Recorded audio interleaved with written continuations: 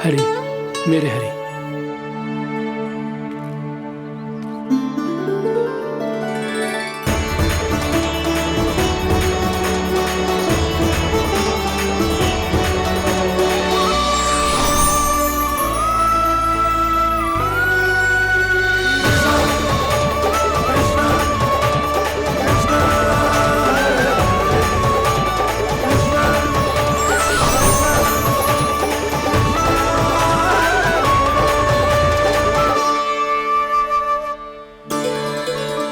अभी अभी तो मैंने बच्चों की मां को वचन दिया था कि आज किसी को शिकायत करने का अवसर ना दूंगा, और अब मैं प्रभु श्री हरि की कल्पना जसोमती रानी के लल्ला में ही करने लगा। ना ना, ये ठीक ना है।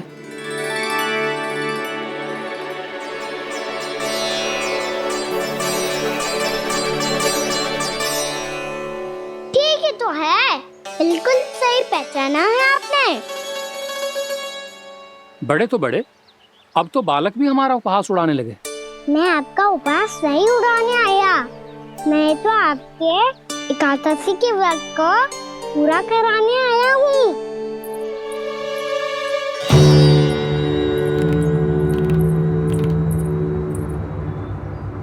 कान्हा,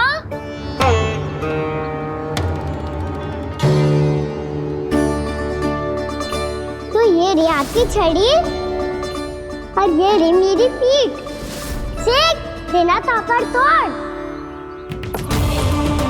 आज तो इसकी पीठ सेक के रहूंगी मैं। मैया घर पे भूखी मुझे ढूंढ रही होगी।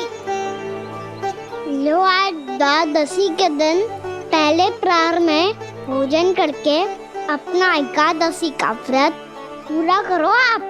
धन्यवाद राजकुमार, पर अभी हमें भूख नहीं है। बहुत सारा काम पड़ा है, और अभी थोड़ी ही देर में शंकरी बहन भी अपनी मटकी लेने आती होंगी।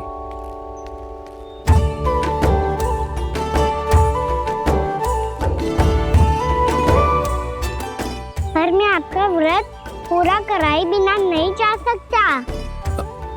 भला क्यों? भक्त भूखा रहे और भगवान खा ले, ऐसा हो सकता है भला?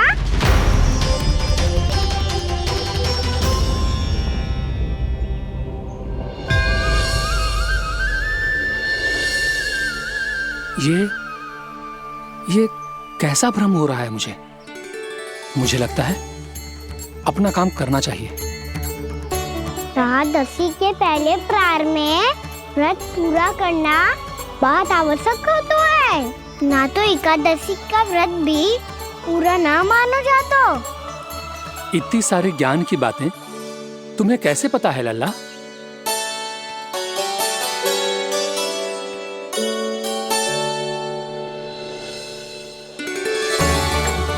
जैसे एकादशी की कथा होती है, वैसे द्वादशी की महिमा भी एक बहुत महत्वपूर्ण कथा है।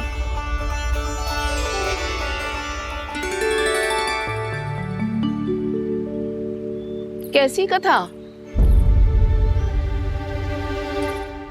बिल्कुल सही समय पे आई हो आप, क्योंकि आपको ये कथा आपको अवश्य सुननी चाहिए।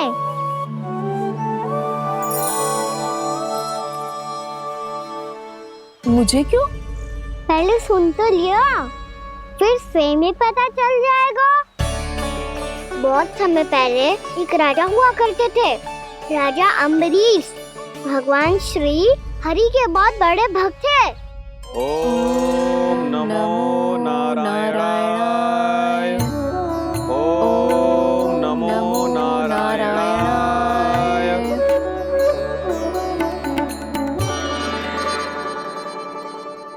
नेक पुण्य के काम करते थे वो। अपनी पत्नी के साथ हरि का नाम जपते रहते थे। उन्होंने 12 माह एकादशी का व्रत करो निर्जल पास किया, और जब उनकी 12वीं एकादशी का व्रत द्वादशी के दिन तोड़ने का समय हुआ, तभी महर्षि दुर्वासा अपनी 100 शिष्यों के साथ उनके महल में पधारे।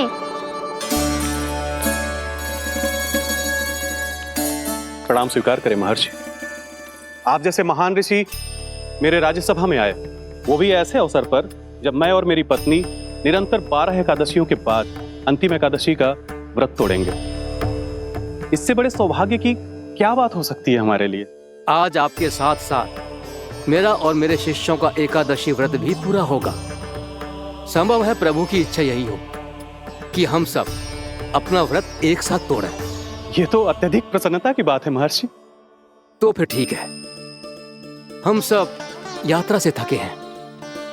व्रत तोड़ने से पहले हम स्नान करना चाहते हैं। जैसी आपकी इच्छा महर्षि। जब तक आप लोग लौटेंगे तब तक आपके सारे प्रबंध यहाँ हो चुके होंगे।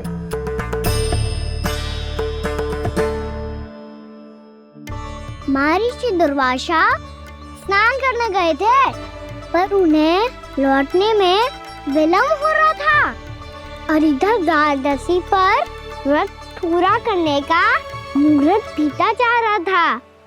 महाराज अमरीश बड़ी विरगता के साथ महर्षि दुर्वासा के लौटने की प्रतीक्षा कर रहे थे। महाराज, व्रत तोड़ने का मुहूर्त बीता जा रहा है। बस कुछ ही समय बचा है। महर्षि और उनके शिष्यों को लौटने में न जाने कितना समय लग जाएगा। मेरा सुझाव है कि आप मुहूर्त समाप्त होने से पहले व्रत अवश्य तोड़ लें। गुरुदेव, हमने महर्षि दुर्वासा को वचन दिया है कि जब तक वो लौटेंगे नहीं तब तक हम व्रत नहीं तोड़ेंगे। इसीलिए मैं उनके लौटने के बाद ही भोजन ग्रहण करूंगा। पर महाराज, मुहूर्त यदि बीत गया और समय रहते हुए नहीं आए तो महाराज आपका व्रत पूरा नहीं होगा। महाराज, आपको उसका फल नहीं मिलेगा। महाराज, 12 एकादशियों का व्रत व्यर्थ चला जाएगा। किंतु गुरुदेव, यदि मैंने भोजन कर लिया तो ये तो अतिथियों का अपमान होगा। आप उचित कह रहे हैं महाराज। भोजन के लिए उनकी प्रतीक्षा अवश्य कीजिए महाराज। पर मुहूर्त रहते हुए एक तुलसी का पत्ता और जल ग्रहण कर लीजिए। इससे आपका व्रत भी पूरा हो जाएगा और अतिथि का मान भी रह जाएगा। आपका सुझाव अच्छा है गुरुदेव।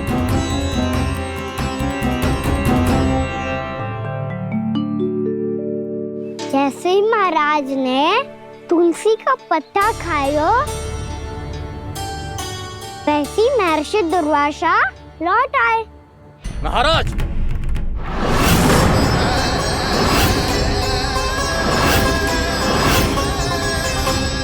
महाराज को उपास तोड़ते देखते बहुत क्रोधित हो गए।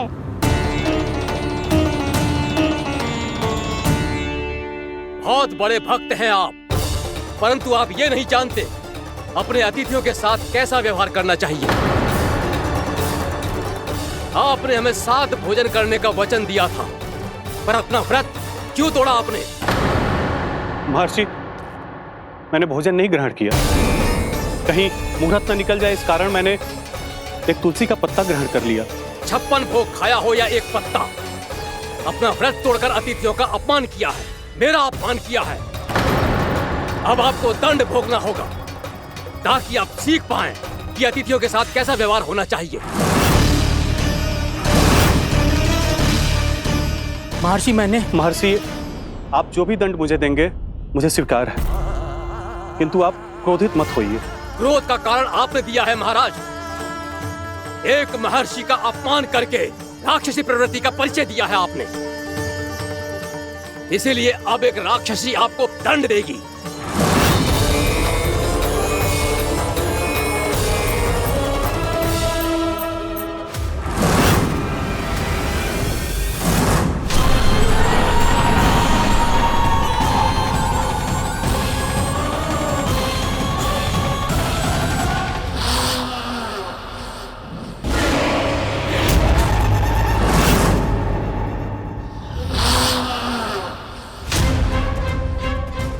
हे प्रभु, यदि मैंने सच में महर्षि का अपमान करने की भूल की हो तो मैं उसका परिणाम भोगने के लिए प्रस्तुत हूं। ओम नमो नारायणाय, ओम नमो नारायणाय नमः। महर्षि दुर्वासा को ये आभास ही नहीं था कि महाराज अम्बरीश ने उनका अपमान नहीं किया था।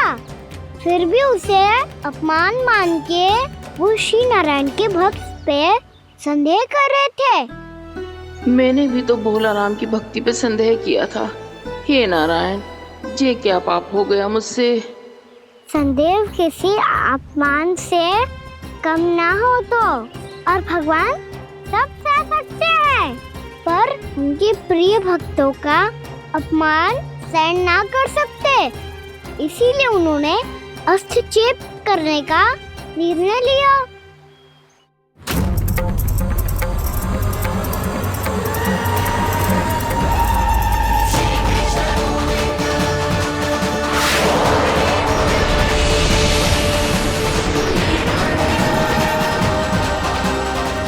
ओम नमो नारायणाय।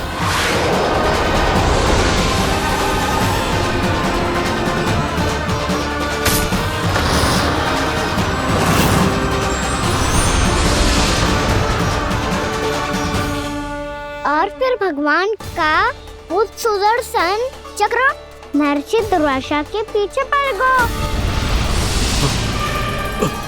ये चक्र तो मेरी ओर बढ़ रहा है। ओम नमो नारायणाय। ये कैसे संभव हो सकता है? कोई रोको इसे, कोई रोको इसे।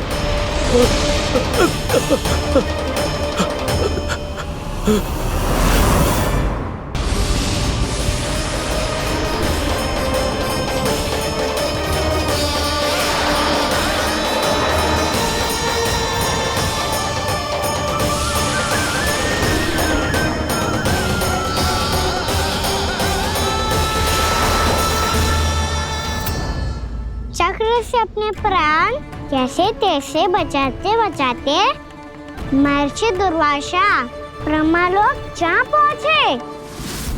ब्रह्मदेव, रक्षा कीजिए ब्रह्मदेव, सहायता कीजिए, मुझे बचाइए ब्रह्मदेव, रक्षा कीजिए। ये सुदर्शन चक्र मेरे प्राणों के पीछे पड़ गया है, मुझे बचाइए ब्रह्मदेव, मुझे बचाइए। महर्षि, मैं चाहकर भी आपकी सहायता नहीं कर सकता।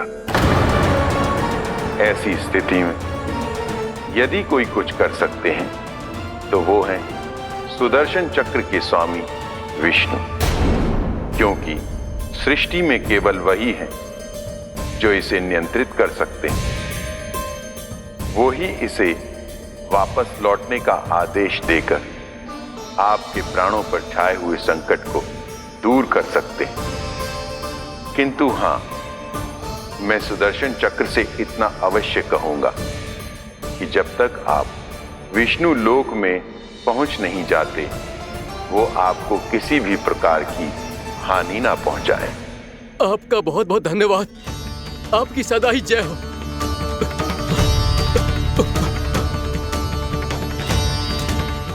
फिर क्या था? भागते भागते महर्षि दुर्वासा सीधे भगवान श्री हरि के शरण में बैकुंठ पहुंच गए। त्राहिमाम प्रभु, त्राहिमाम, मुझे बचाइए, मेरी सहायता कीजिए प्रभु, मेरी सहायता कीजिए। मैं आपके इस चक्र और ऊर्जा से नहीं भाग सकता प्रभु, कृपया करके अपने सुदर्शन को रोकिए, इसे वापस लीजिए प्रभु। यह असंभव है महर्षि। एक बार सुदर्शन चक्र मेरे हाथों से छूट जाए तो अपना उद्देश्य पूरा किए बिना, मेरे भक्तों की रक्षा किए बिना वापस नहीं लौटता। कोई तो उपाय होगा प्रभु, कृपया करके मेरे प्राण बचाइए प्रभु। मैं सुदर्शन की ऊर्जा से जलकर भस्म नहीं होना चाहता प्रभु। आप जो कहेंगे मैं करूंगा प्रभु, मेरी सहायता कीजिए प्रभु, मेरी सहायता कीजिए। मुझे नहीं लगता कि आप वो कर पाएंगे। मैं अवश्य करूंगा, मैं अपनी प्राण रक्षा के लिए कुछ भी करूंगा प्रभु। आपने मेरे भक्त राजा अम्बरीश को भक्ति का कर्तव्य निभाने के लिए अपमानित और दंडित किया है महर्षि, पर भक्त की रक्षा करना भगवान का कर्तव्य है। इसलिए यदि आप भक्त राजा अम्बरीश के पास जाकर क्षमा याचना करें और यदि वो आपको क्षमा कर दे तो ही ये चक्र आपके प्राण लिए बिना लौट सकता है। अन्यथा आप तो जानते हैं महर्षि, मेरे भक्त का अपमान मेरा अपमान। भक्त का अपमान भगवान के अपमान से कम ना हो तो है। महर्षि दुर्वासा को भी ये बात समझ आई और फिर उन्होंने महाराज अम्बरीश से क्षमा याचना की। महाराज महाराज महाराज महाराज महाराज, मुझे क्षमा करें महाराज, मुझसे बहुत बड़ी भूल हो गई महाराज, मुझसे बहुत बड़ी भूल हो गई महाराज। महर्षि, आप हमारे चरण छुए ये उचित नहीं। महाराज, महाराज अम्बरीश, आप नारायण के सच्चे भक्त हैं। मैंने आपको अपमानित किया, दंडित करने का प्रयास किया महाराज। इस अपराध के लिए मुझे क्षमा कीजिए महाराज, और इस सुदर्शन चक्र से मेरे प्राण बचाइए महाराज।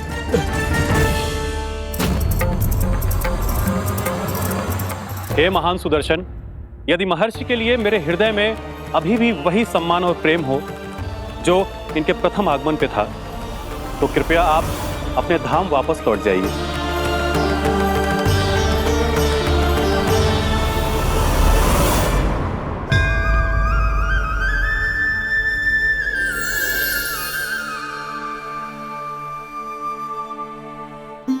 आपका बहुत बहुत धन्यवाद महाराज अम्बरीश। मैं आपको आशीर्वाद देता हूं कि आप देवराज इंद्र के समान शक्तिशाली हों। आपकी कीर्ति का पताका 10 दिशाओं में फहराए। मेरी बस एक ही इच्छा है महर्षि, कि मैं आपके साथ अपना उपवास तोड़ सकूं। अवश्य महाराज, हम सब भोजन आपके साथ करेंगे और अपने आप को नारायण की सेवा में अर्पित करके व्रत को पूरा करेंगे, क्योंकि आज जो यहाँ हुआ है उससे सिद्ध हो चुका है कि एकादशी व्रत का फल द्वादशी की सुबह भोजन करने से ही प्राप्त होता है। इस कथा से हमें पता चलता है कि सभी को द्वादशी के सुबह भर पेट भोजन करके एकादशी का व्रत पूरा करना चाहिए।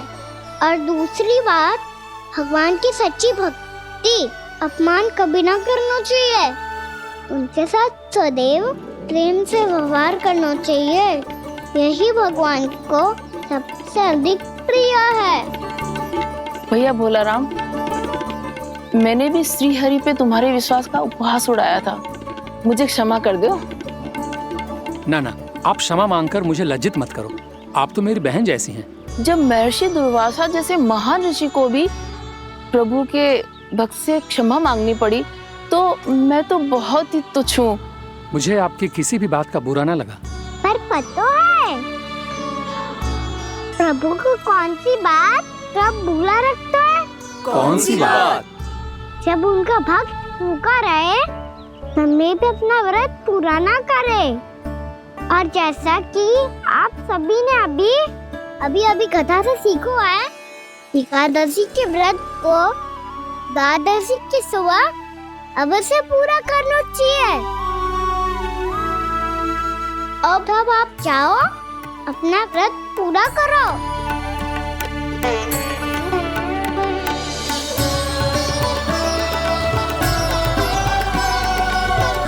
मैं आपके लिए जल लेके आती हूँ।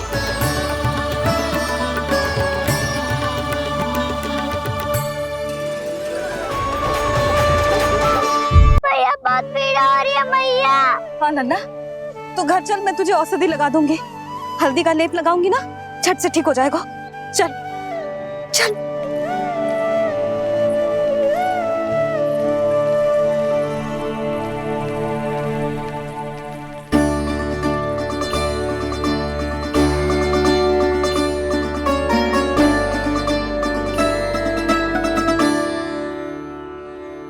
बस लल्ला बस, रो मत। चल चल चल, आजा। अभी औषधि लगाऊंगी ना, तेरी सारी पीड़ा लुप्त हो जाएगी। आजा आजा, बैठ जा लल्ला। अभी आई मैं। हाँ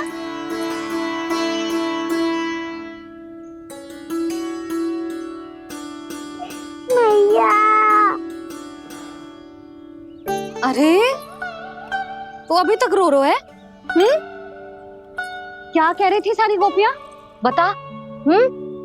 के मेरा लल्ला श्री नारायण का अवतार है, दिव्य है, भगवान है।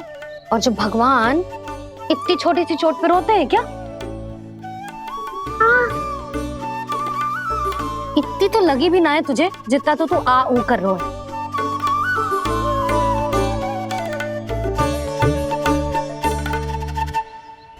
आओ ना करूंगो। आप ऐसा दुलार थोड़ी करोगी। ओहो, वृंदावन का गौपालक जे इतनी छोटी सी चोट पे रोता है ना। गोप बालकों का मुखिया इतनी छोटी सी चोट पे रोता है। मेरा लल्ला तो सबसे शक्तिशाली है। जे इतनी छोटी सी चोट तो क्या बड़े बड़े राक्षसों से भी ना घबराता है। हाँ, एक बार में सबको समाप्त कर देता है कि ना? हाँ भैया, यदि कोई राक्षस वृंदावन की ओर तेरी दृष्टि करके आएगा तो सबसे पहले कान्हा को सुरक्षा में खड़ा पाएगा। फिर चाहे जो बाल बन के आए या बगुला बन के।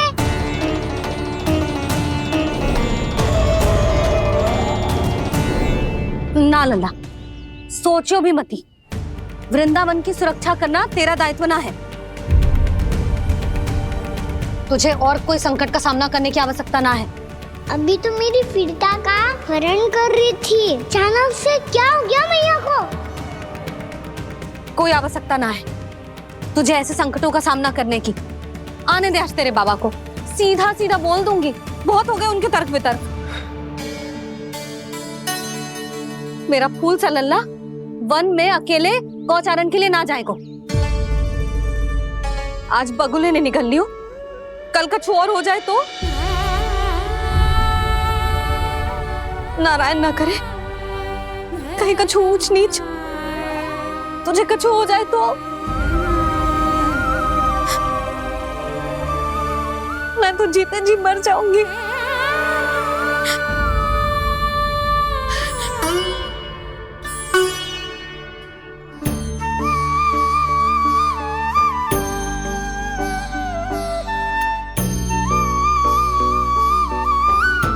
वीर लल्ला की वीर मैया इतनी सी बात तो रोती है क्या? क्या करूं कान्हा, तुझे ऐसे बार बार संकट के मुंह में जाते हुए ना देख सकती मैं। तो फिर भैया मैं वचन देता हूँ, आज के बाद मैं गौचारण के लिए तभी जाऊंगा जब आप आज्ञा दोगी। पक्का छल ना करेगो ना मेरे साथ? मैंने कब छल करो मैया? अच्छा ठीक है, ना करूँ छल। यदि आपसे पूछे बिना बाहर निकलो तो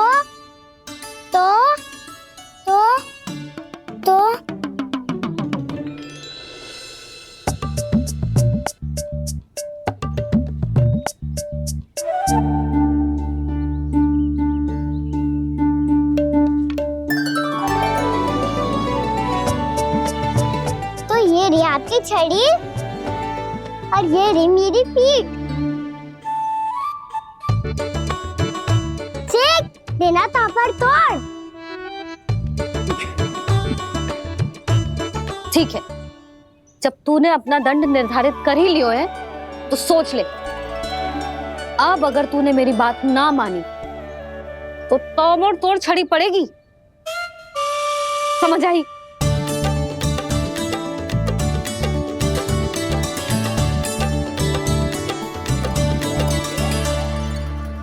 अच्छा ही है कि कान्हा कुछ दिन घर ही रहे। आज वन में जो हुआ है अवश्य कंस ने ही करवाए हुए वो सब।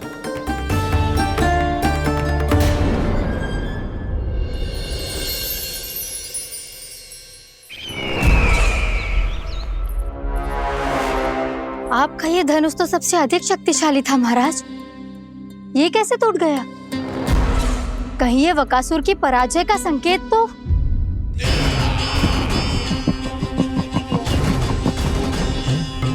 प्राप्ति, लगता है तुम्हें शुभ समाचार मिला नहीं। उस बकासुर ने उस विष्णु अवतार को जीवित ही निगल लिया है। अरे अब तक तो उस नन्हे से बालक को पचा भी चुका होगा वो। उसके तन में रक्त बनकर वो विष्णु अवतार और उसकी शक्तियां दौड़ रही होंगी। क्षमा कीजिए महाराज, क्षमा कीजिए। इस अशुभ से मुख से शुभ समाचार आने दो। माथे के बल को ढीला करो, चेहरे पर मुस्कान लाओ और कहो, महाराज, वृंदावन में मातम फैल चुका है। मैं ऐसा ही करता महाराज, यदि सूचना सत्य होती तो।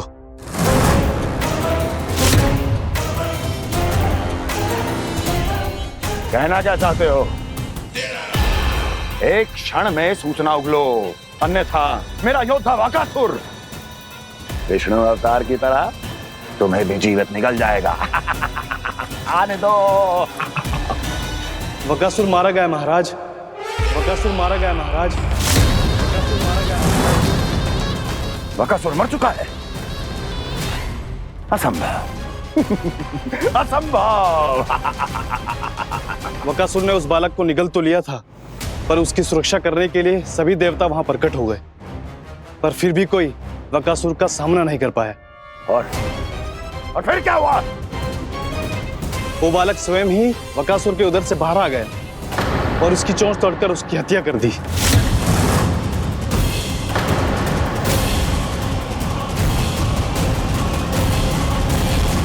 वन में बकासुर की चोंच टूट गई और यहाँ आपका ये धनुष।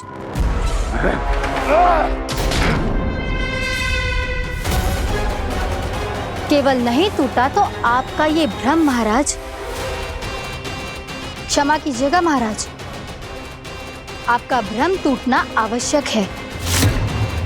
आवश्यक है आपको यह आभास होना कि उस विष्णु अवतार को पराजित करने के लिए आपके साधारण योद्धाओं में वो सामर्थ्य नहीं है। अच्छा सर, पूतना, तृणावर्त, वकासुर, ये सब साधारण नहीं थे प्राप्ति, साधारण नहीं थे।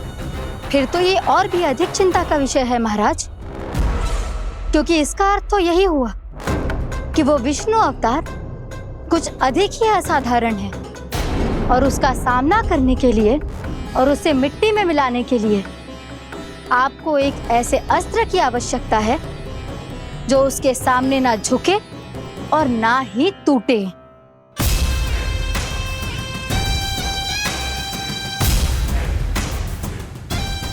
तो फिर मैं ऐसा ही अस्त्र ढूंढूंगा, चाहे आकाश पाताल एक क्यों ना करना पड़े मुझे, 10 दिशाएं 14 भुवन क्यों ना नापने पड़े मुझे। मैं उस अस्त्र को अवश्य ढूंढ निकालूंगा जो उस विष्णु अवतार के प्राणों की डोरी इस धनुष की तरह तोड़ सके।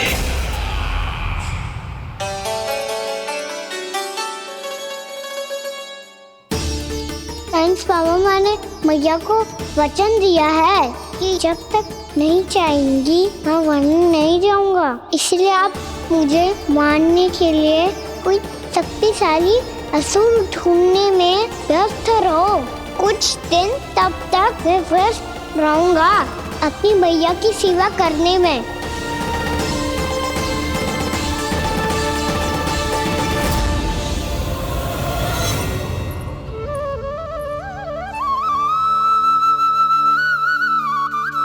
लो मैया, तुलसी जी को चढ़ाने के लिए जल।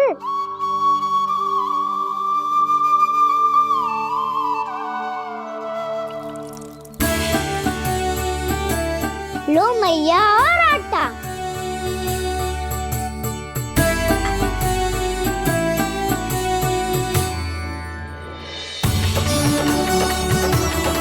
लो मैया, बेलन।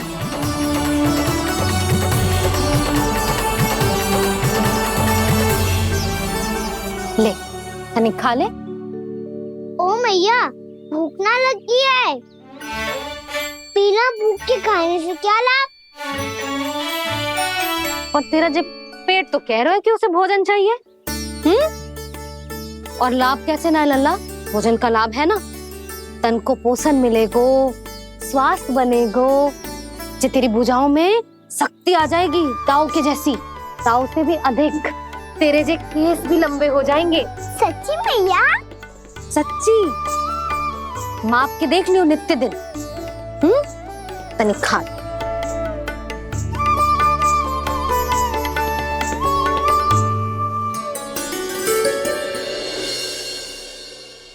मान के मैया का कहना छक के भोजन खाते हैं,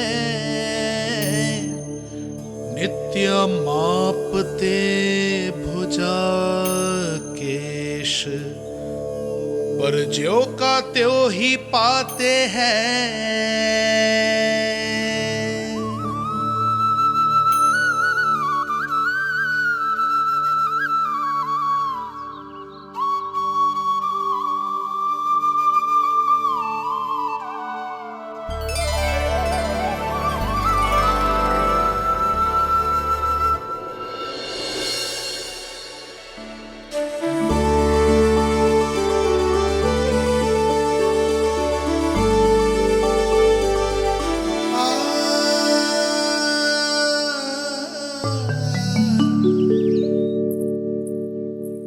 ले लल्ला फल खाने।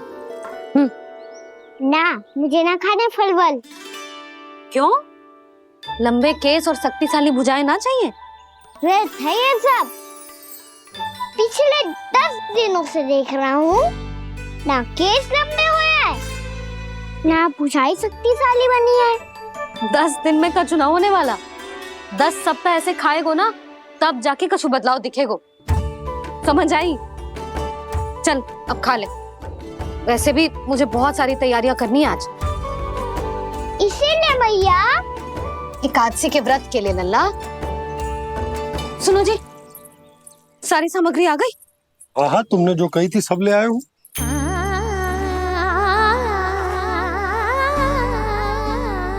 इसमें नारियल तो है ही ना, उसके बिना मैं एकादशी की पूजा कैसे करूंगी?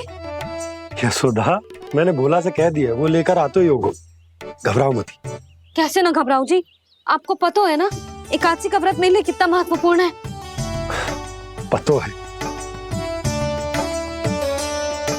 अरे इसमें तो दिए भी ना है।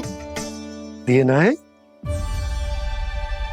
अब मैं अभी लेकर आता हूँ। आप रहने दो, मैं ही लेके आती हूँ। भक्त भोला राम के यहाँ से है। भक्त भोला राम? मेरा अर्थ है कुमार भोला यहाँ के यहाँ से। हाँ हाँ, वो ही।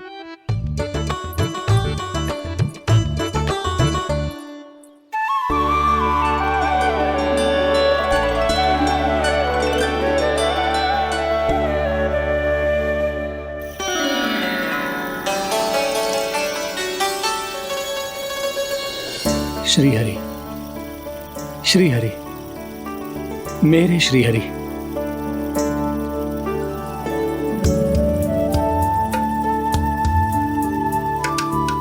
मेरे श्री हरि।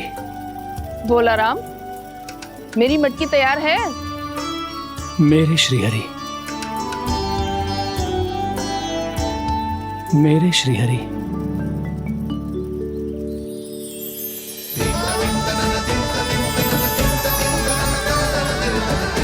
भोला राम,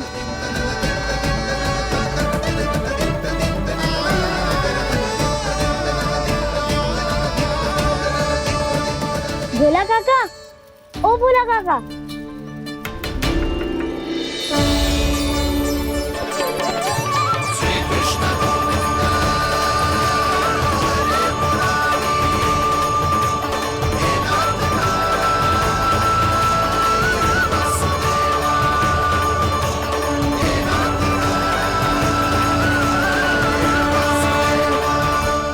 अरे श्री हरि प्रसन्न हो गए। मेरे श्री हरि आ गए, मेरे भगवान आ गए। मेरे श्री हरि आ गए, मेरे भगवान आ गए। मेरे श्री हरि आ गए, मेरे भगवान आ गए। मेरे श्री हरि आ गए, मेरे भगवान आ गए। मेरे भगवान आ गए, मेरे घर मेरे भगवान आ गए।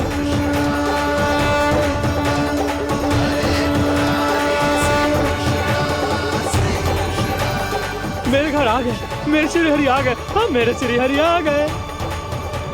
जे तो बावले थे ही, अब बालकन को भी साथ में मिला लिए। उज्जवल क्या कर रहा है? अरे ठहर जा भोला।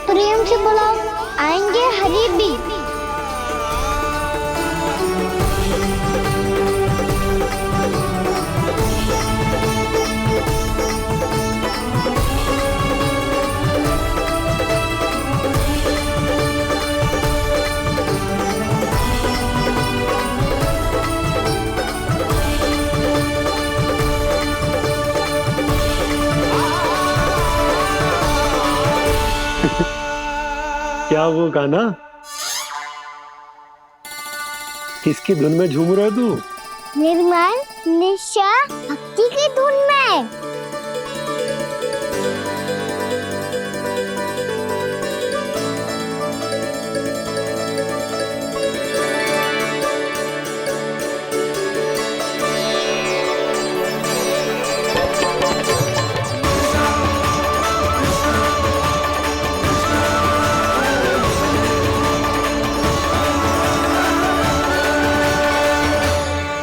अरे क्या हो गया इन्हें? बावले हो गए हैं क्या? ठहरो, कोई आवश्यकता ना है ऐसे बावलों की तरह नाचने की।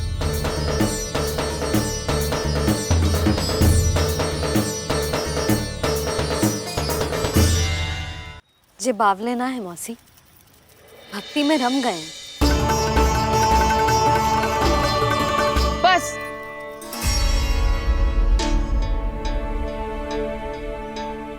हम सब कब से खड़े हैं यहाँ, पर तुम्हें कुछ ध्यान ही ना है।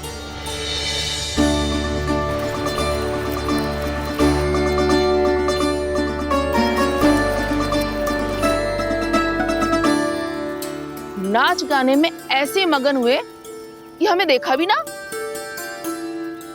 मुझे नाचते हुए देख मेरे श्री हरि को इतना आनंद आ रहा था कि मैं अपने आप को रोक नहीं सका।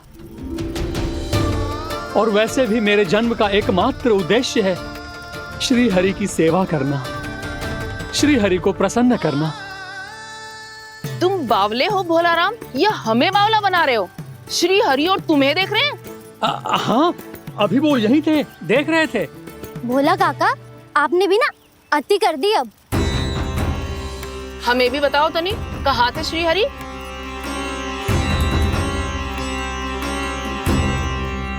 ना जाने अपना उपहास करवाने में क्या आनंद आता है इन्हें। देखो, अब तुम सच मानो या झूठ, लेकिन हमरे श्री हरि यहीं थे, इसी चाक पर अभी। हाँ, लो सुन लो इस मूर्ख की बात। श्री हरि को और कोई स्थान ना मिलो जो इसके मिट्टी के चाक पे आकर बैठेंगे। श्री हरि को और कोई स्थान ना मिलो जो इसके मिट्टी के चाक पे आकर बैठेंगे। श्री हरि को और कोई स्थान ना मिलो जो इसके मिट्टी के चाक पे आकर बैठेंगे। जैसी मैया भैंसो ही लल्ला, दोनों का कुछ पता ही ना चलतो, कब किस बात पर प्रसन्न हो जाए और किस बात पर रुष्ट। अरे मैं भला असत्य क्यों बोलूंगा? अभी अभी यही थे श्री हरि। हाँ,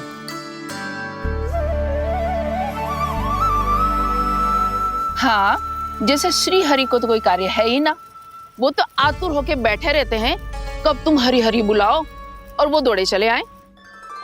भगवान तो भक्तों के पास आने के लिए सदैव आतुर रहते हैं, बल्कि सत्य तो यह है कि भक्तों के मन में ही निवास करते हैं भगवान।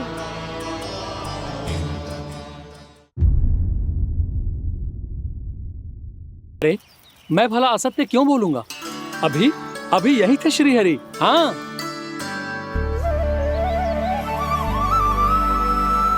हाँ, जैसे श्री हरि को तो कोई कार्य है ही ना, वो तो आतुर होके बैठे रहते हैं कब तुम हरि हरि बुलाओ और वो दौड़े चले आए। भगवान तो भक्तों के पास आने के लिए सदैव आतुर रहते हैं, बल्कि सत्य तो यह है कि भक्तों के मन में ही निवास करते हैं भगवान। भगवान तो भक्त के पास आने के लिए सदैव ही आतुर रहते हैं शंकरी मौसी। बल्कि सच्ची बात तो ये है कि भगवान हमारे मन में ही निवास करते हैं। कम से कम तू तो इसे बढ़ावा मत दे जशोदा। जब देखो जब हरि नाम की रट लगाए रहते है। हरि बोलते बोलते ऐसो बावलो होता है कि सारा कार्य भूल जाता है। 2 दिन से अपनी मटकी के लिए चक्कर काट रही हूँ। अभी तो एक चक्कर और लगाना होगा आपको। आपकी मटकी तैयार हो गई है, अभी लाता हूँ।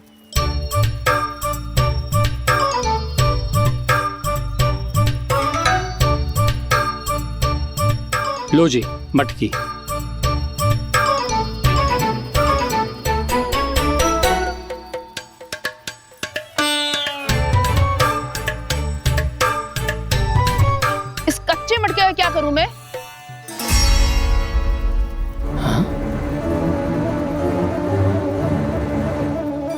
पर इसे तो मैंने भट्टी में पकाया था। अब तू ही देख ले कितना ध्यान रहता है इस कार्य पे। और कह तो है कि श्री हरि आते हैं इससे मिलने। हाँ, आते हैं और आगे भी आएंगे हमारे श्री हरि हमसे मिलने। और आके मोक्ष देंगे, है ना? मांगूंगा तो मोक्ष भी दे देंगे, मांगूंगा तो मोक्ष भी दे देंगे, मांगूंगा तो मोक्ष भी दे देंगे। अभी तो ये बता कि तू मुझे मेरी मटकी कब देगो? और मेरी मांग कब पूरी करोगे भोला राम जी? मेरो घड़ा मेरे दिए तो तैयार है ना कल एकादशी की पूजा और व्रत के लिए? एकादशी का व्रत? हाँ, एकादशी का व्रत। इसे करने से श्री हरि बहुत प्रसन्न होते हैं। अच्छा, फिर तो अभी लाया।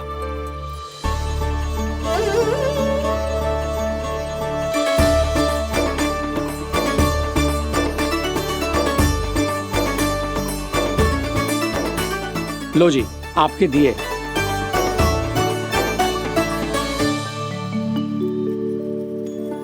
और जो हमने मांगा है वो?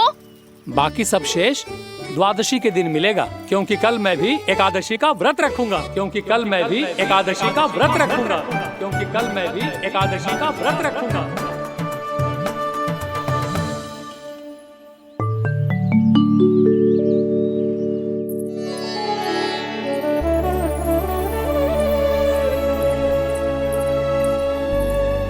जानकी, फूलों का प्रबंध हुआ कि ना? हाँ भाभी, जे रहे। सदैव विलंब कराती है। पर भाभी इस बार तो फूल समय से ही लाई थी। क्या हुआ जशोदा, अभी तो पूजा की तैयारी ना हुई? देखो ना मौसी, ये जानकी ना कुछ छूट ही जाता है इसके कारण। एकादशी की पूजा और व्रत आते ही जसोदा भाभी इतनी वग्र हो जाती है।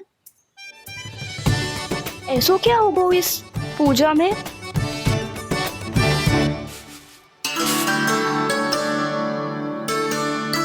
ये थाली में रोली चंदन रखने से, दिया जलाने से के होगो?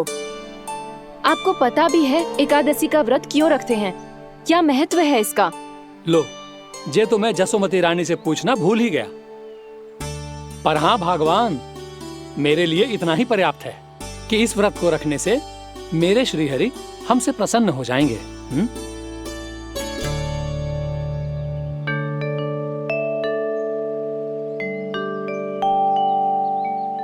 नारायण ही जाने ऐसे कैसे पूजा करते हैं जे श्री हरि की एक मूर्ति तक ना है इनके पास।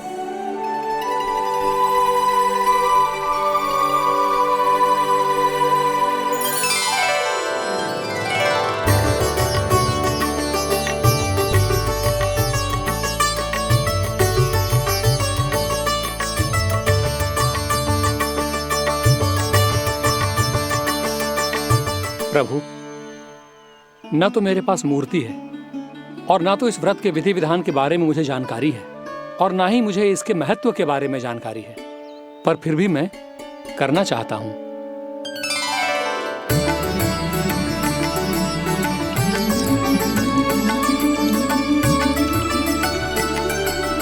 इसीलिए मैं दृढ़ संकल्प लेता हूं,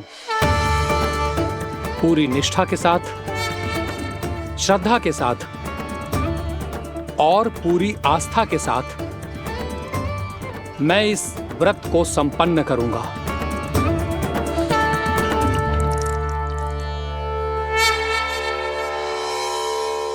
हम संकल्प लेते हैं कि एकादशी के व्रत को पूरी निष्ठा के साथ संपन्न करेंगे।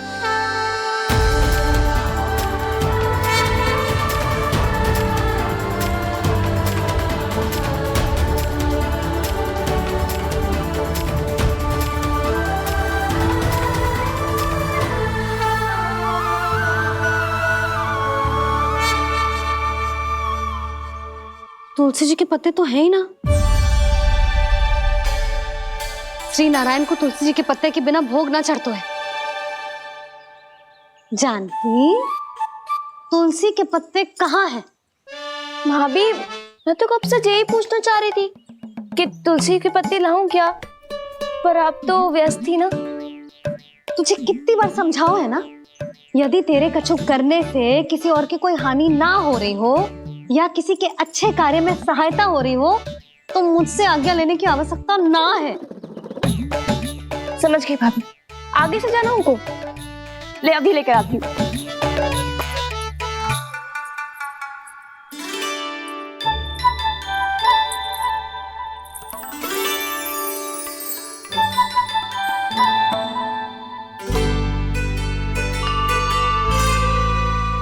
ताऊ, आपने पहले ये व्रत करो है?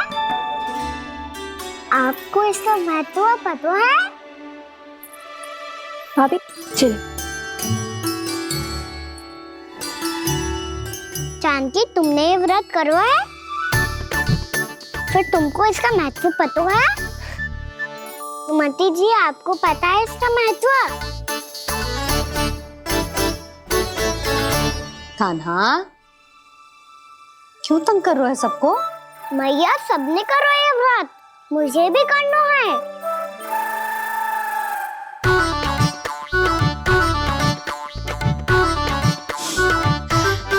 ये व्रत केवल बड़ों के लिए होती है लल्ला। जब आप ये व्रत कर सकती हो, बाबा कर सकते हैं, ये सारी गोपियां कर सकते हैं, वो भी कर सकते हैं, तो मैं क्यों ना कर सकता? क्योंकि तू कल तक भूखा ना रह पाएगो लल्ला। जब भक्त रह सकते हैं, फिर मैं क्यों नहीं रह सकता? मेरा अर्थ है कि नारायण के भक्त मैया, मैया मान जाओ ना, मुझे करने दो ना ये व्रत। अपनी लल्ला पे आप विश्वास ना है आपको? विश्वास है। अच्छा ठीक है, तू भी कर ले।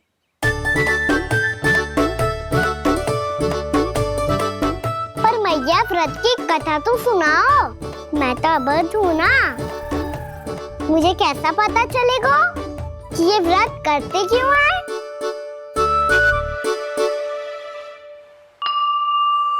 प्रभु, मुझ अबोध को कैसे पता चलेगा कि इस व्रत का क्या विधि विधान होता है और क्यों रखा जाता है और इसका महत्व क्या होता है? मुझे तो आप ही बता सकते हैं प्रभु। जब व्रत कर रहे हैं तब उसका महत्व भी पता होना चाहिए ना। बताओ ना मैया, क्यों रखते एकादशी का व्रत? इसके लिए तो तुझे एकादशी की कथा सुननी होगी। सुनेगो ना?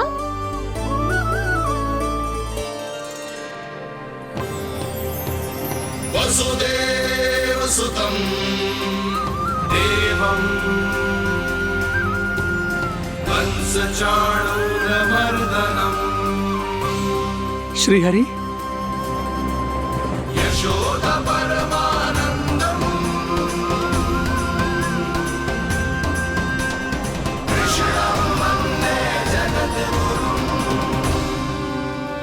वाह प्रभु, अपने भक्तों को एकादशी व्रत का महत्व समझाने का अच्छा उपाय खोज निकाला है आपने।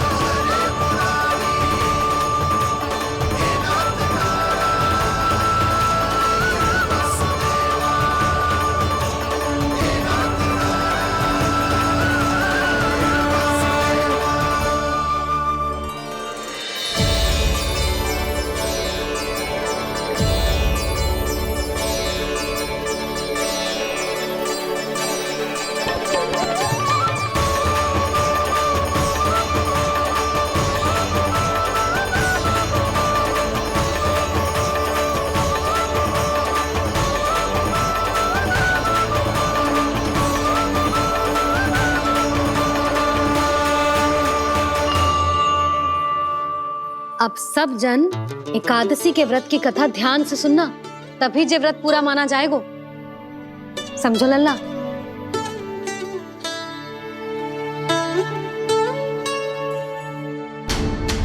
श्री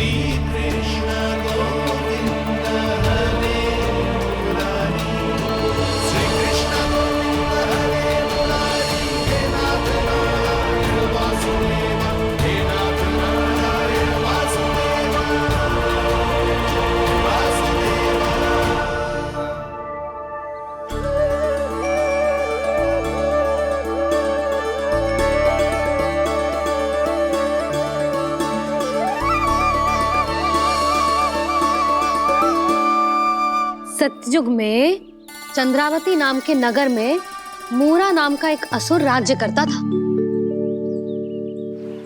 ओम ब्रह्मदेवाय नमः। ओम ब्रह्मदेवाय नमः।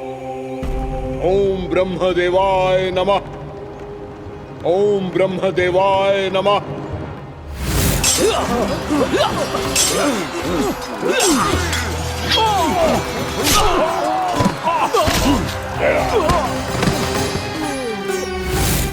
ओम ब्रह्मदेवाय नमः। ओम ब्रह्मदेवाय नमः। जब उसने देवताओं के हाथों असुरों की पराजय देखी, तब वो वरदान पाने के उद्देश्य से ब्रह्मा जी की तपस्या करने चला गया।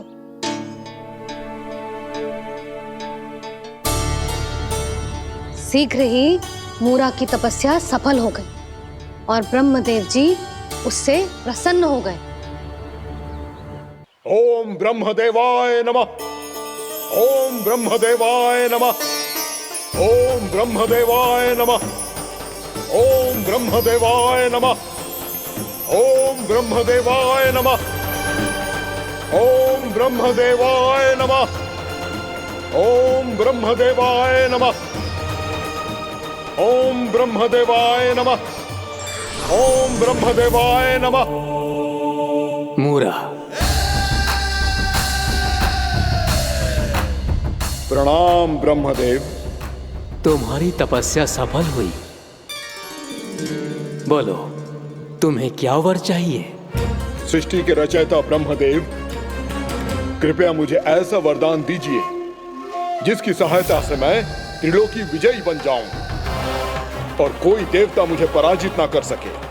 यहां तक कि देवताओं के रक्षक, सृष्टि के संचालक भगवान श्री विष्णु के लिए भी मैं अपराजय रहूं। तथास्तु, तथास्तु, तथास्तु। प्रणाम ब्रह्मदेव।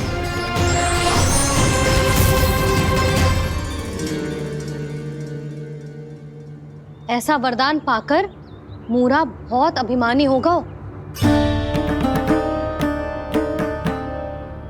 यक्षों, किन्नरों, यहाँ तक कि देवताओं को भी युद्ध के लिए ललकारने लगा, पर किसी ने भी उसकी ललकार को स्वीकार ना करो,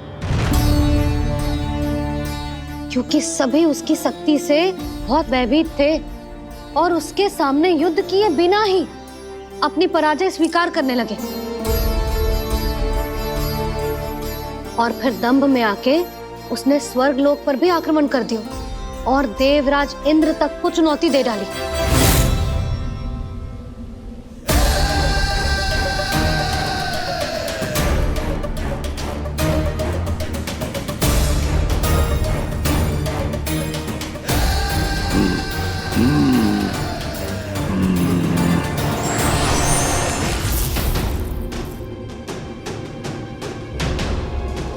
मैं प्रतीक्षा कर रहा हूं देवराज।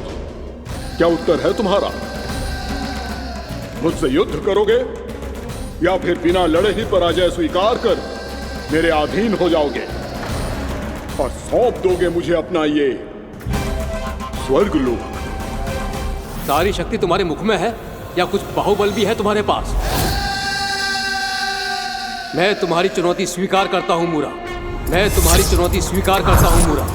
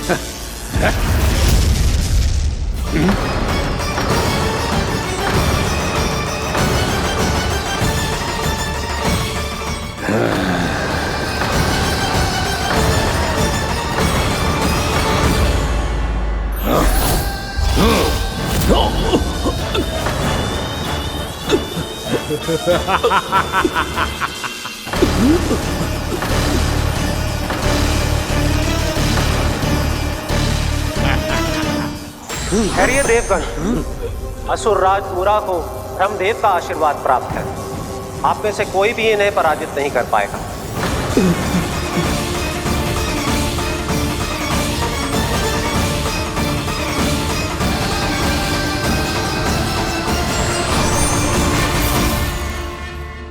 एक अवसर और देता हूं देवराज, युद्ध या अधीनता, क्या उत्तर है तुम्हारा देवराज?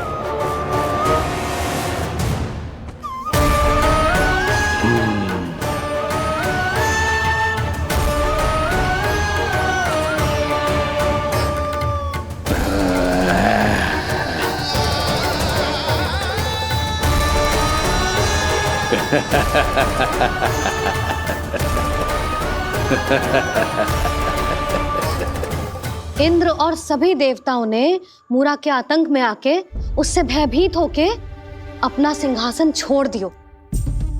अब मूरा स्वर्ग का अधिपति बन गयो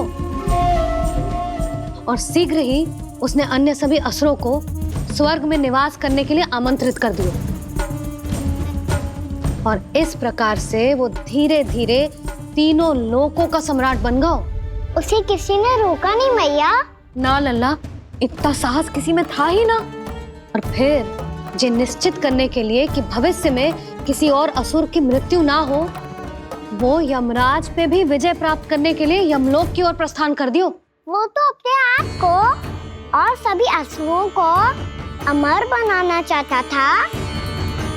पर देवता और यमराज भी उसकी ये योजना समझ गए थे। इसीलिए उसके आने से पहले ही सारे देवताओं ने श्री नारायण से सहायता के लिए गुहार लगाई। अब केवल आप ही कुछ कर सकते हैं प्रभु। अभी तो मूरा केवल त्रिलोक का स्वामी है, और यदि उसने यमलोक भी जीत लिया तो वो जीवन को ही नियंत्रित नहीं करेगा प्रभु, वो मृत्यु का भी स्वामी हो जाएगा। ऐसे में पहले सृष्टि का संतुलन तो नष्ट होगा प्रभु, और फिर स्वयं सृष्टि ही नष्ट हो जाएगी। ऐसा नहीं होगा यमदेव, नियति ऐसा होने ही नहीं देगी। विधि रचेगी खेल और मैं बनूंगा माध्यम। असुर राज मूरा का सामना मैं करूंगा। बस आप मुझे चुनौती देने के लिए उसे तैयार कर लीजिए, चाहे उसके लिए आपको साम दाम दंड भेद कोई भी उपाय क्यों ना अपनाना पड़े।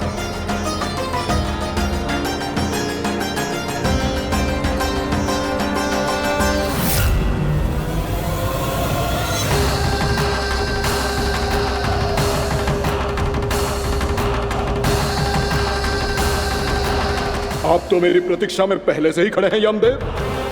तब तो आपने मेरी चुनौती के बारे में भी सुना ही होगा।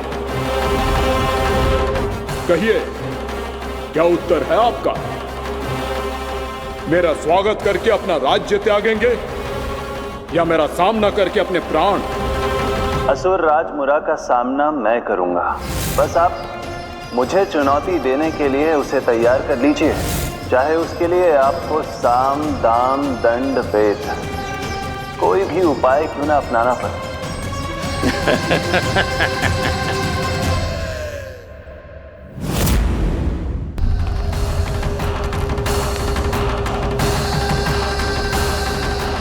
आप तो मेरी प्रतीक्षा में पहले से ही खड़े हैं यमदेव। तब तो आपने मेरी चुनौती के बारे में भी सुना ही होगा। कहिए, क्या उत्तर है आपका? मेरा स्वागत करके अपना राज्य त्यागेंगे या मेरा सामना करके अपने प्राण? हे असुर श्रेष्ठ, मैं आपकी अधीनता स्वीकार करने के लिए तैयार हूं। बस एक विनती है मेरी। शर्त को विनती का नाम देकर पहलाना चाहते हो मुझे यमराज? असुर राज मूरा के सामने शर्त रख पाओ, इतना सामर्थ्य नहीं है तुम में। इसका आभास है मुझे असुरराज, पर मैं आपकी अधीनता स्वीकार करूं इससे पहले आपको स्वामी धर्म का पालन करना होगा। मेरे पुराने स्वामी के क्रोध से मेरी रक्षा करनी होगी आपको। कौन है तुम्हारा पुराना स्वामी? भगवान श्री नारायण। और छोटी माँ मूरासुर को तो श्री नारायण से भी रक्षा का वरदान प्राप्त था ना? यही तो श्री नारायण की लीला थी बलराम। पर वो राक्षस अपने दम में जे समझ ही ना पाओ कि वो क्या भूल करने जा रहे हैं। अब पहुंच गो भगवान श्री नारायण को चुनौती देने के लिए।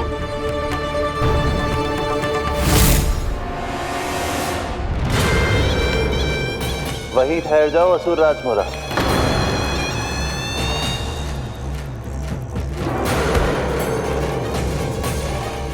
यहाँ क्यों आए? आपको पराजित करने और ये वैकुंठ जीतने,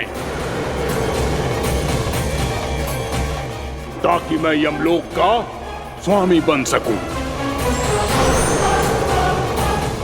फिर आओ युद्ध भूमि में मेरा सामना करो।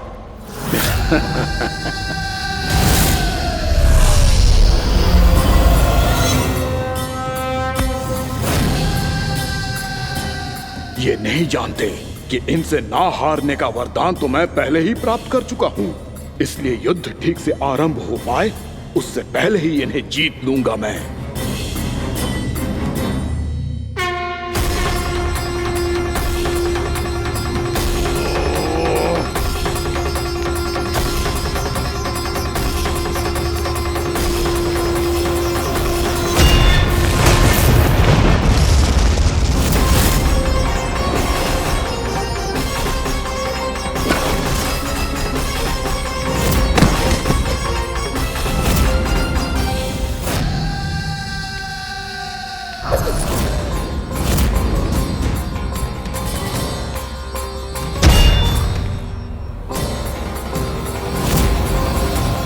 और इस प्रकार जे युद्ध वर्षों वर्षों तक चलता रहो।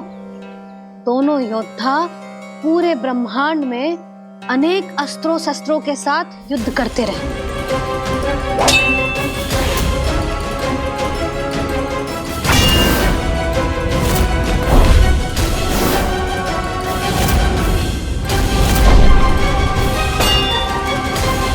फिर क्या हुआ मैया?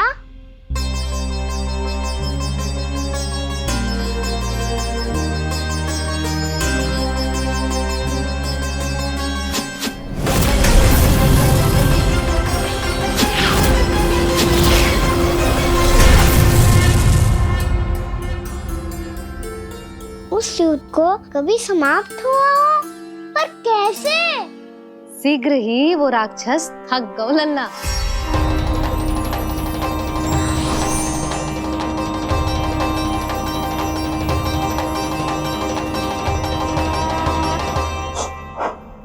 खड़े खड़े देख क्या रहे हैं नारायण? आक्रमण कीजिए, वध कर दीजिए मेरा।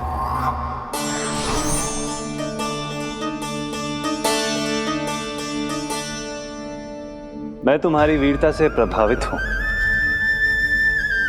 इसीलिए इतनी थकान की स्थिति में मैं तुम जैसे वीर पर आक्रमण नहीं करूंगा। जाओ विश्राम करो। यदि फिर से युद्ध करने की इच्छा हो तो तुम्हारा स्वागत होगा।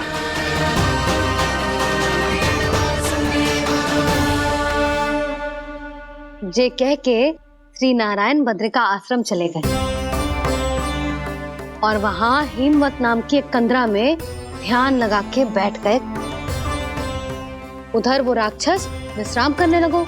अनेकों दिन बीत गए और अब वो राक्षस मूरा फिर से स्वस्थ होके बलवान हो गया था।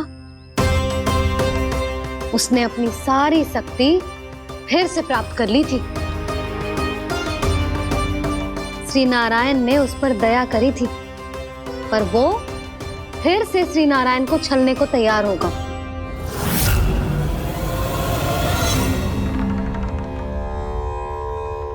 ध्यान में बैठे बैठे श्री नारायण योग निद्रा में चले गए, पर दुष्ट मूरा इसी अवसर का लाभ उठा के उनकी कंदरा में घुस आयो, ताकि वो सोते हुए श्री नारायण पे आक्रमण कर सके।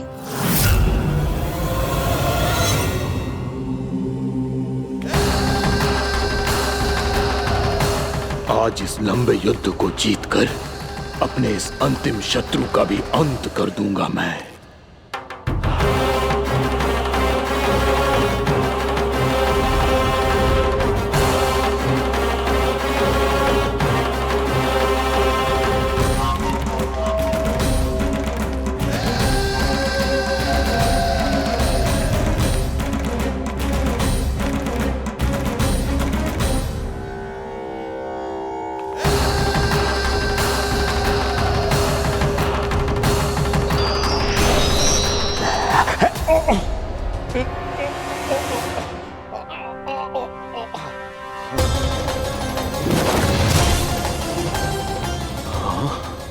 दुष्ट राक्षस, प्रभु ने तुझ पर दया की, तुझे संभलने का अवसर दिया।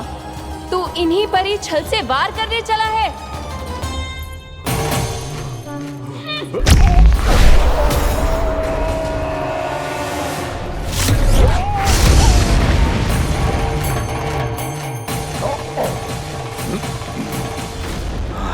मैं अजय हूँ, मुझे कोई पराजित नहीं कर सकता। ब्रह्मा का वरदान है मुझे। तूने नारायण से अपराजय होने का वरदान मांगा था मूर्ख, उनकी शक्ति से नहीं।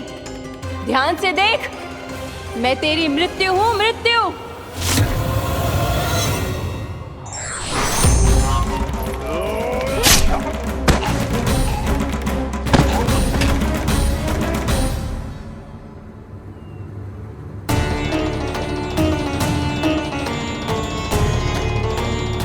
वो देवी कौन थी छोटी माँ?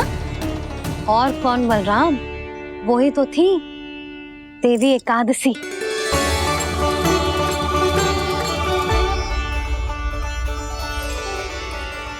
मुझे क्षमा कीजिए प्रभु, आपकी आज्ञा के बिना ही युद्ध करके आपके शत्रु को मृत्यु के घाट उतार दिया।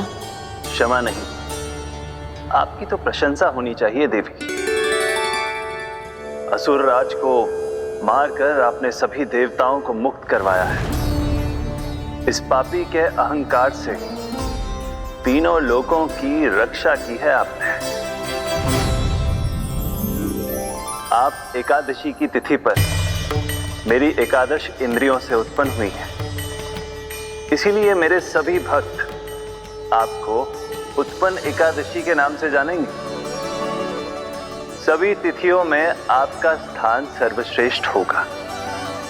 जिस तरह आपने राक्षस के आक्रमण से मेरी रक्षा की है, उसी प्रकार एकादशी के दिन व्रत करके जो भी भक्त आपकी कथा सुनेगा, मैं स्वयं उसकी रक्षा करूंगा। जो आपकी पूजा करेगा उसे मेरी विशेष कृपा प्राप्त होगी और उसके साथ साथ उसे मिलेगा धन, सिद्धि और मोक्ष।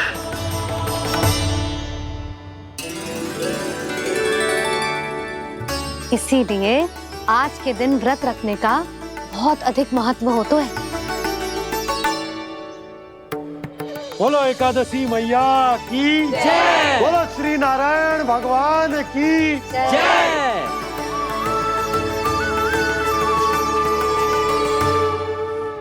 प्रभु की कृपा से एकादशी का महत्व भी पता चल गो और मेरा व्रत भी सफल हो गो।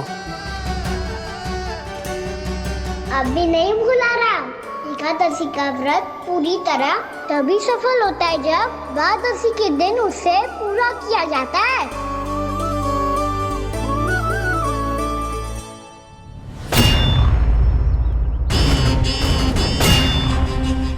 आवश्यक है आपको यह आभास होना कि उस विष्णु अवतार को पराजित करने के लिए आपके साधारण योद्धाओं में वो सामर्थ्य नहीं है।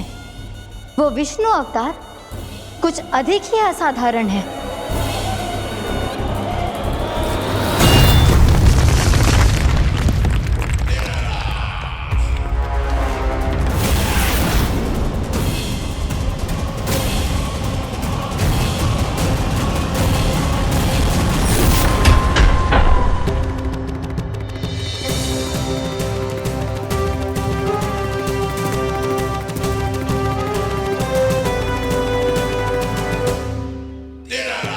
अब मैं दिखाऊंगा उस विष्णु अवतार को असाधारण शत्रु क्या होता है।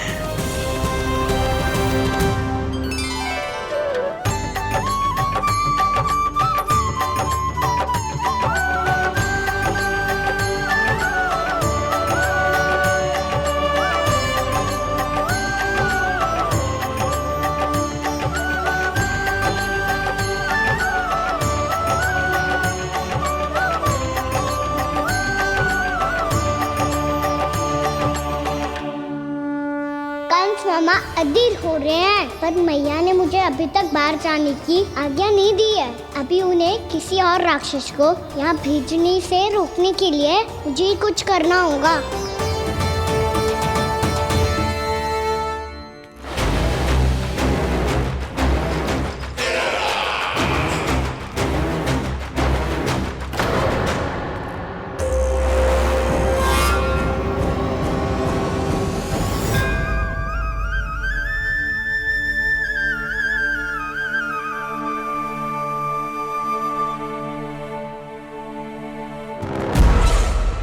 कौन हो तुम? बचपन से ही मुझे मारने का सपना देख रहे हैं, फिर मुझे ही नहीं पहचानते।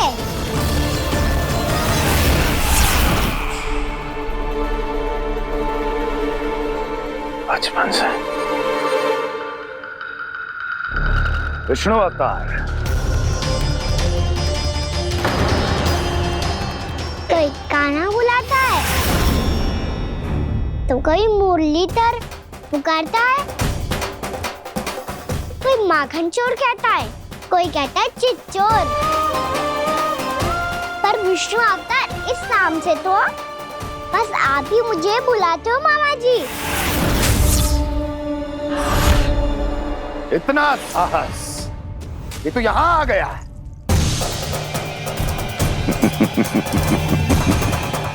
यहाँ आ तो गया तू विष्णु अवतार, किंतु यहाँ से जीवित नहीं जाएगा। तेरे इस शीश को तेरे धड़ से अलग कर दूंगा मैं।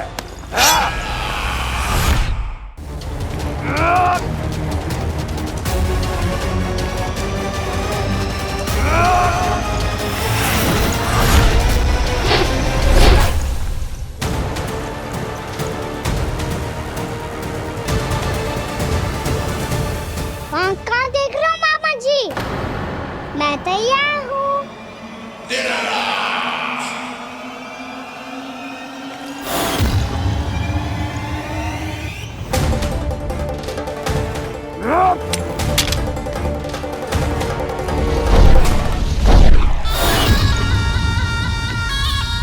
मामा जी, आप सदैव इसी तरह क्रोध में रहते हो क्या?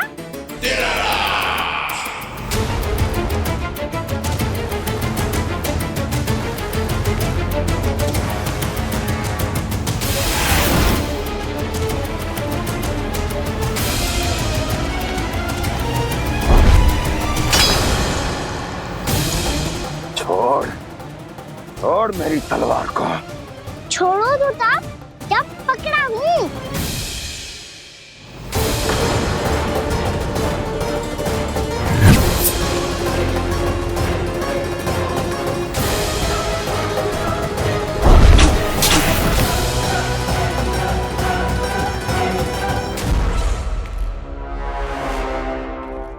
मामा जी,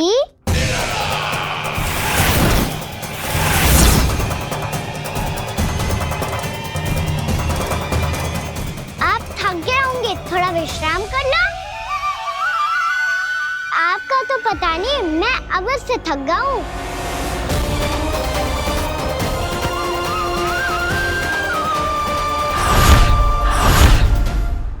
मेरे सिंहासन पर बैठने का तो साहस। अभी तो बस अभ्यास कर रहा था मामा जी, भविष्य में मुझे तो बैठना है यहाँ। आपने बल प्रयोग करके से अपने पिताजी से छीना था, मैं आपसे छीन लूंगा। जो छल और बल से लिया जाए वो अधिक समय तक टिकता नहीं है मामा जी।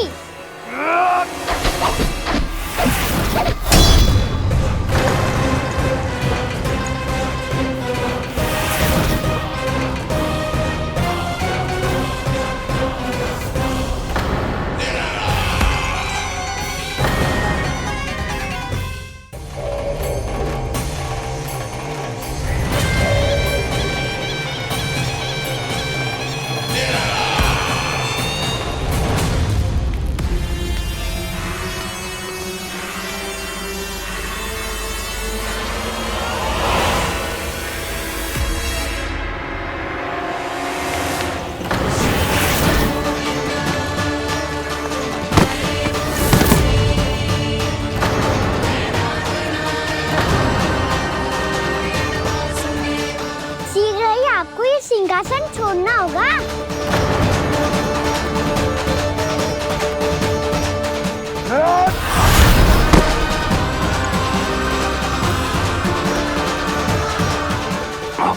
वो मेरा सिंहासन छीनना चाहता है। वो आ रहा है, वो आ रहा है। सैनिकों, दुर्जन, बंद कर दो सभी द्वार और घरों के, सब के सब। इसकी हर संभावना पर इतना कड़ा पहरा बिठा दो कि ना तो कोई महल के भीतर आ सके, ना कोई बाहर जा सके। मुझे महल की चप्पे चप्पे की सूचना चाहिए। जाओ।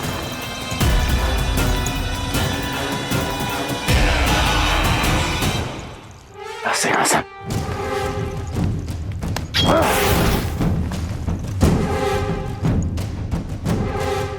अब आ, दुष्ट मायावी, छलिया विष्णु अवतार, मैं कंस तेरी प्रतीक्षा कर रहा हूं। आ, देखता हूं मेरे सिंहासन पर कैसे बैठता है तू। आ, मुझे तो बस कुछ समय चाहिए था, वो मिल गया। अब करते रहिए आप प्रतीक्षा।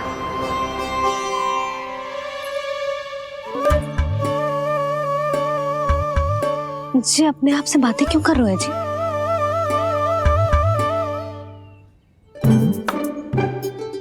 आप मुस्कुरा क्यों रहे हो? ना कछु ना। बताओ क्यों मुस्कुरा रहे हो? तुम्हीं पर गए हैं जी। जब तुम व्रत करती हो तो तुम भी ऐसा ही करती हो। इसी प्रकार भूख अधिक लगने पर अपना ध्यान भटकाने के लिए स्वयं से ही बड़बड़ाती रहती। होगा। आपको तो बस मेरा उपहास उड़ाने के लिए बहाना चाहिए।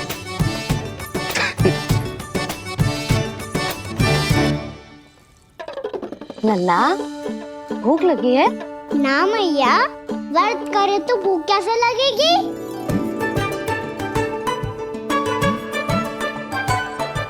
यदि लगी हो तो छोटे बालकों को थोड़ी बहुत भूल चूक क्षमा होती है। कछु ना तो फल तो तू खा ही सकते है। अब तो पूरे नियम और विधि विधान से व्रत तोड़ूंगा। कल द्वादशी के सुबह मुहूर्त के अनुसार। ठीक।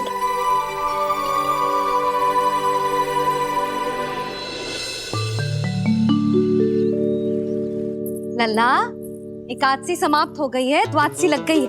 अब तू व्रत तोड़ सकता है। भोजन कर ले। ले।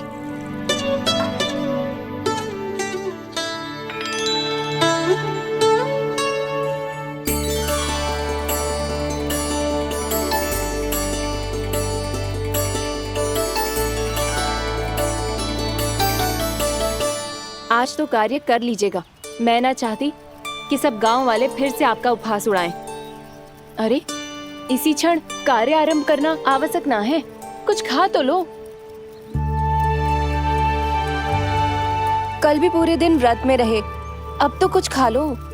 ना ना, अभी बिल्कुल भूख ना है। और हाँ भगवान, तुम्हें चिंता करने की आवश्यकता नहीं है। आज मैं किसी को भी 2 शब्द कहने का अवसर नहीं दूंगा। अरे, कुछ खाओगे पियोगे नहीं तो कैसे रहोगे?